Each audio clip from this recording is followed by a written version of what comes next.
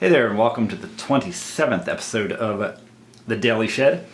Today I'm going to show a minor 7th arpeggio to you, and it's great for a couple things. It's great for one thing, just as a fingering exercise, both for your right hand for string skipping, whether you're playing fingerstyle or pick style, and it's also for great for your left hand, just to get some stretching in and to work just on coordination, really. So here, I'll go ahead and show it to you, and I'll show it to you first in D minor, where the stretching is a little bit less.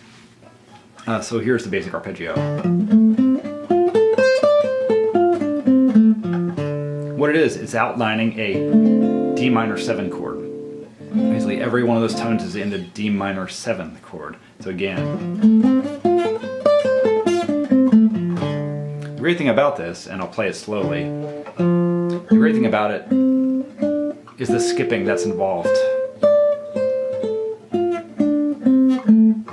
Great as a fingering exercise, just to get beyond scales. Here you're hopping around a lot more, and also when it comes time to do melodic soloing, it's just a pretty cool thing to have, as opposed to sticking with scale notes.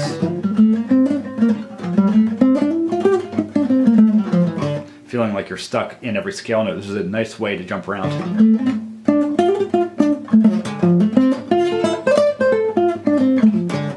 Give you, sort of a pattern to play off of that really jumps around and outlines this chord. I like to do it down here in A, and the stretch is a lot bigger.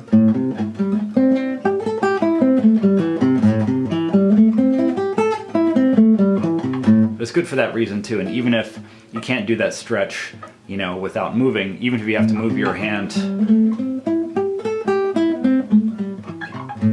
it's a nice thing to get down.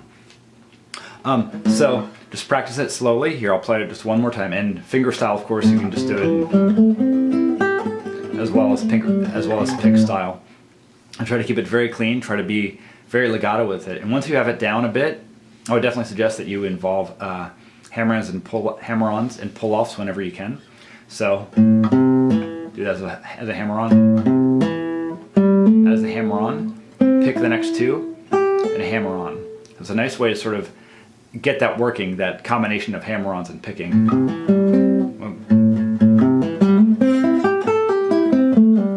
And pulling off coming down.